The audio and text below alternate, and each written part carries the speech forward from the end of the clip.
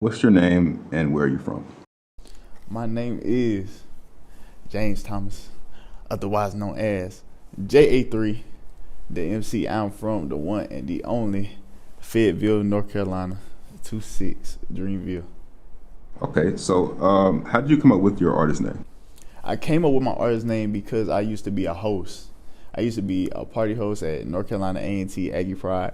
Um, and my host name was J the MC. So basically, just changed the Y to a three. And the reason I did that is because I'm the third, James Thomas the third, and I was born on January 3rd. And then so three is like my magic number. I'd be staying on the third floor of my apartment complexes, and everything just happens in threes. So that's just my lucky number. Okay, so it's pronounced J. I thought it was because I saw the three in there, so I thought it was like J3. Yeah, But it's really like black. oh yeah, So it's like yeah, it don't matter how you pronounce it as long as you listening to the music yeah, and J. you get the idea. Got you. So let's go into your upbringing.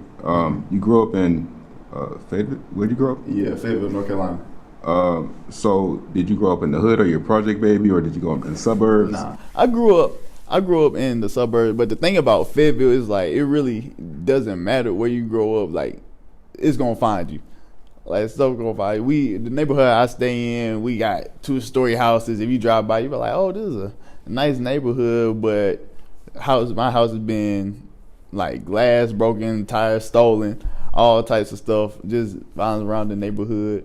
But in Fayetteville, it's like if you just drive around, you be like, okay, there's the mall. Make like two lefts, and you be like, hold on, where am I? Like so, is the where I grew up, it was pretty suburban, but there's also a lot of things, a lot of other factors that you could get drawn into. So Dang, like right down the street, there's some yeah, trouble. yeah. All right, so I listened to your music, and from what I've heard, you don't seem to rap about guns and robbing niggas. Why is that? Um, because when I first started making music, cause I definitely do got some songs about guns. I like rapping about guns, right? But the reason I didn't do it when I first started is because my first song I wanted to be real to me, like 100% about me and what I was going through at the time. And I'm all about like art. I'm not just a rapper. You know how people say the cliche, I'm not a rapper, I'm an artist, but it took me doing it to really realize the difference. When you say you're an artist, that means you visualize the whole concept. You're like, okay, for Stories of the Heartbroken, I spent like 30 minutes to an hour just trying to figure out what order the 5 songs I had on there was going to be on so I could tell my story perfectly. So I'm all about creating the vision and telling the story. So in that case, in my recent music, the story just didn't involve guns. So the project labeled Stories of the Heartbroken. Tell us about how it came about, and what is it about? um Stories of the Heartbroken, that was one of the projects I was like, okay, this is gonna be my first project. How do I want to present myself? And I wanted to present myself in a way that like, okay, this dude pays attention to detail. This dude pays attention to where things go, how he says words, and also showcase the different things I could do. I got singing songs, I got rapping songs, I got a spoken word piece, but I also wanted to tell a story, and I used that in my visuals before I dropped the track to promote it in my rollout. It was telling the story of a girl who was basically struggling with her man's, or they were struggling about how hard they was arguing, this, that, and the other. And then basically I swoop in or whatever and give her a better lifestyle. Right? It's typically cliche, but I feel like I presented it in a way where it's like a lot deeper than that. And a lot more people could resonate with it on a personal level. So the title, Stories of the Heartbroken. How'd you choose that title? Um, that's what the music spoke to me. Like the songs I decided to put on there, I just felt like it told a story. A fairy tale is just like, okay, this is not your everyday fairy tale. I was scrolling through your phone, your message, I seen it well. So basically, cheating, then linking back up, sneaking links, all that other stuff you do when people are in a relationship and want to get out, but don't necessarily take the steps to be like, okay, we're done. So it's basically that toxicity that brings two people together, but also pushes people apart. So you're telling someone else's story. I want to hear. Have you ever got your heart broken? Have I ever got one? Yes. Tell me- my goodness, tell me yes. about that. My first heartbroken, my origin story. Ninth grade, I was dating this girl. I ain't gonna say her name. We just gonna say Jay, right? Basically, young cat, ninth grade, girlfriend. Oh, I'm gonna marry her. Just that, and where my first girlfriend, where I'm still virgin, all that. So first interaction with all that stuff. And then come to find out, she was lying. She was cheating. Said she ain't never did anything. Homeboy showing me videos of her doing this, that, and the other. I'm like, man, broke my heart. So she cheated on you. Yes, I got cheated on. And then you know how people, the little post on Instagram be like, niggas get their heart broke one time, and then that's it for everybody else. That was it for me. That was the one time I was like, that's never going to happen again. But eventually I look past that. I have developed some other more healthier relationships with people in my future though. Okay. So do you? You recovered good. You're good from that. Yeah. You plan on having any other, a wife or like any other relationships? I do want to be a family man. Oh, really? My dream is to own a ranch in the South with horses, all that. Me and my wife, I want like 2 or 3 kids, or however many more, if I could financially cover it, and then we could just be having children. Yes, I do want a wife. I do want kids. I want all that. I want to be a happy family. So you're from the suburbs, and you're talking about a horse and a ranch. Where did this come from? But my people from the South though. My people from the South. I was born in Fayetteville, North Carolina, but my people were born in Georgia, Waycross, Blackshear. And I know a lot of people ain't heard of that. That's because it's the sticks. We race horses. I ain't talking about on the racetrack. I'm talking about on a back road with 2 dirt paths. Shoot a gun up in the air and then they just going. But yeah, so my people are very country. We deep in it. So I wouldn't mind going back. I love the lifestyle. I can't see myself moving up north, man. They don't got cookout. They don't got sweet tea. Don't judge me for this, please. Please still stream my music. But look, man, sweet tea, that's it. That's it. I love sweet tea. Speaking of states, you said up north. So do you feel like you're in North Carolina? Mm-hmm. Do you feel like being in North Carolina, in a small market city like North Carolina, is holding you back? I feel like I was reading this book, and it said it's not about the size of the pond, but the hustle of the fish. So it's about just making use of what you do have to get better opportunities. I feel like I got so many opportunities just being in North Carolina as well. I don't necessarily feel like it's holding me back, but in order to progress me forward, I may have to go to some other places.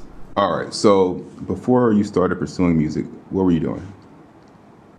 I was freshman class president at North Carolina A&T. I came in freshman class president, and I started doing that.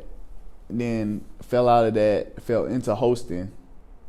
So at that time, I was throwing parties. I was hosting parties. I was throwing events, doing campus events, doing venue events, going city, state to state. After that, I got into social justice work, protesting, hit the streets more, still do that now. And then just later on, I fell into it. I said, okay, now it's time for me to shift that gear. It was like starting to talk to me more. Someone was like, write this song.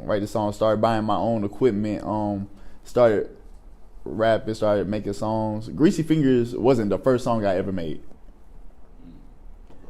It was the first one I dropped though, because like I said, I wanted it to feel real to me, and that's the one I felt the realest. So I was like, yeah, this is the one. And then I'm also a jokester. If you know me. If you sit in a room with me, I'm always cracking jokes or whatever. Either I'm cracking jokes or I'm just sitting back chilling. So when people saw I was making music, they was like, James making music. They're like, everybody told me, they're like, we thought I was gonna be on some like funny parody type shit. But no, I was like, no, I really rap for real. I really do write music. I am really good. But yeah, that's what it was. And the reason I started recording music was actually from a rap beef. Really? It was a rap beef. My homeboy Brandez, I can say his name because we actually good friends now. That's how we started, man. Him and my boy Joe, shout out to Joe Scotty, he make beats. They had started their label, and we was in the same friend group, but we ain't really know each other directly like that or whatever. So they had started their label. I walked up to him one day in the new cab. I was like, hey, when y'all gonna sign me to our label? And they started laughing. Oh, shoot. And I was like, okay. I said, well, now when I drop the song, ain't gonna be no more laughing. So long story short, I dropped one. He dropped one back. I dropped another one. And I ain't gonna speak too much on the details on who won, but they just know that I rap now. That's all I'm gonna say. It's still up in the air on who won, depending on who you ask. But they know that I rap now, and that's how I started recording music. So you were talking about some back and forth between rappers. I want to know if a rapper disses Jay the MC, what happens? Murder, dead, done, deceased. That's all I'm gonna speak. That's all I'm gonna say on it, bro. It's not when it comes down to it. When I really get in that mode, and when it comes down to the rap beef, I'm undefeated. And I've had people try me. I've had people try me on some rap stuff. I ain't gonna say the names, but it's murder every time. So you're gonna respond back with the track. You're going in on them, right? I'm going in. But it also depends on who it is, though. Oh, really? It also depends on who it is. Stipulations? Yeah, some people, cause some people just like ain't worth your time. Some people just ain't worth your time. It was just like some young dude that's like, oh, I just don't like him because he ain't talked to me in the student center or something. I'm not giving time to that. But if and it depends what they say on the diss track. Cause some stuff I'll be like, okay, I'll let slide. But if you say certain things, then it's like, okay, now you gotta die. So to all the rappers out there, you're telling them if they diss you, it's murder, right? It's up. It's up and it's stuck. And I mean that. If you don't think I mean it, try it. Try it. That's just how confident I am. Try it. So who is your most valuable connection so far in the music scene? And how did you meet these people or person? My most valuable connections, I would say Dren, Brandez, Joe Scotty. They those were the three people I would say had the most influence. And I would say Kareem. Because Kareem was the person I recorded my first song with. I recorded my first diss track on Kareem's set. So Brandez, that's the dude that I dissed, that we came up off of diss track dissing each other, and we just go back and forth. Like we be talking about 2 a.m. about this song, this open verse, what we want to do in music, what our brand is, just different stuff like that. So it keeps me level-headed on the real things. And Joe Scotty, yeah, he makes beats. So I just sit down with him and we connect on level and talk about different things, and especially art. We have the same interest in music. So when we talk about the music, talk about the culture, it's just very good connections. And Dren, he sings. He's very good. He's probably one of the hottest singers in Greensboro, if you ask me. I feel like nobody could touch him with producing in Greensboro. I feel like no one could touch him in singing in Greensboro. He's not gonna tell you that, but I'm gonna tell you that. And all these people I've known since freshman year. I've known all of them since freshman year, and we all came up together doing our thing. So it's always good when And I'm gonna say Kimani, champion.made on Instagram. He does all my cover art. He did all my cover art except Greasy Fingers. Shout out to Kimani. So shout out to Kimani. Them cover arts be hard, man. But yeah, all of them knew him since freshman year, and the fact that it's to the point I graduated and they're about to graduate, and we still together and we still working and we still making good product says a lot. And I feel like those are the most valuable people I've had that elevated me in my rap game. All right, so what are your goals as a music artist? Goes that music art. I want to grow. I want to collab with everybody I'm cool with that make music. I'm not one of these holier than thou people. I'm not. If you're good, I want you on my song. Like if I make a song and I can hear your voice on it, it don't matter. I'm not too prideful to be like, oh, I'm good by myself. I don't need this feature. I could go double platinum with no features. Like I'm not J. Cole. Like I know that. I'm all about producing something that makes you feel, something that makes you be like, dang, like that was a good song. Not just, oh, James is a good rapper or James is a good artist, but that was a good song. This song really spoke to me. I don't care who it is, black, white, it don't matter. If you're good at making music and I hear a song or I make a song with an open verse, I'm like, dang, I could really hear this person on that. I'm gonna tap your shoulder and be like, hey, do you want to make this song with me? Or whatever it is, that's just how it goes. So I just want to grow and collaborate. I feel like everything else will fall into place after that. Okay.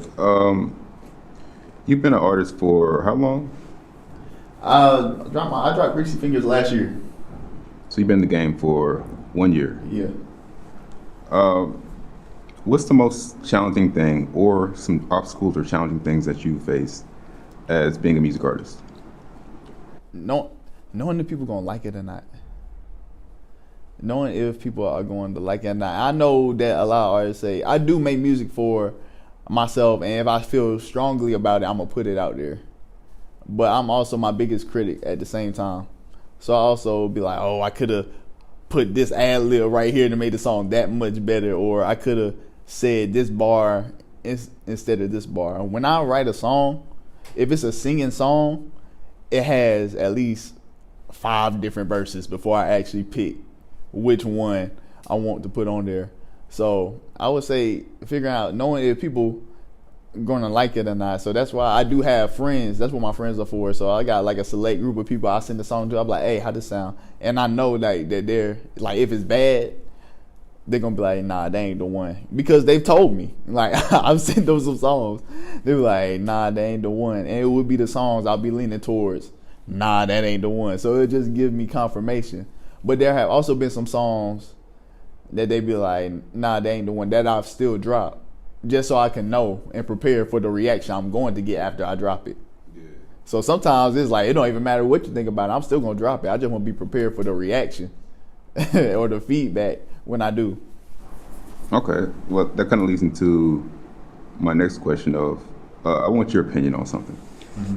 And the question is, what's more important to you, in your opinion? What's more important when creating a hit single? Is it the lyrics or the beat, and why? Ooh, that's a good one. Me, I would say I'm such a lyricist, but there have been a lot of hits where it's just been the 808, the beat. But me personally, I feel like some beats you can say whatever. You can say whatever on. So me personally, I'm gonna say the beat, because they're, at the end of the day, someone can make. You need the beat to make the song. That's what I'm saying. I haven't heard too many acapella singles that been hits, and that's just how I look at it. Like you need the beat to make the song. So sometimes, like if you drop the beat, you could say like when Kanye dropped that whoopity scoop poopity, like that's he won't saying nothing. He won't saying nothing. But the beat, that beat was hard. So there's a lot of things. But me personally, I'm gonna say the beat. But I'm such a lyricist guy though. That's interesting. So you are a lyricist, because I did listen to the Stories of the Heartbroken album. There was a lot of, I guess, bars you can say on that album. So you choose beat over lyrics. Are you gonna like? So I guess you have another project coming up, maybe in the future. Is that something that you would? Hey, less bars and more beat. Is that what you're gonna do for the next? Look, I'm already still look. After I dropped Stories of the Heartbroken, I already made up my mind I was gonna drop 2 more tapes, 2 more EPs. The first one, the next one I'm gonna drop is gonna be rapping, bar heavy. I felt like I ain't showcased my rapping as much in Stories of the Heartbroken. Even though I do got some rapping songs, I feel like I ain't really like drive it in there like he could rap. So I'm gonna drop bars on the next tape, and then I'm gonna have a summer spring tape that's more like bubblegum rap, more high vibrations, more bass, more just bouncing around, having fun type beats, singing more singy rappy type stuff. So I definitely am gonna drop a tape with more beats, where the beat is valued more than what I'm saying. So you're like Walmart. You're gonna give everybody Everything, man. I'm a diverse dude. I like it all. I like all aspects of the music.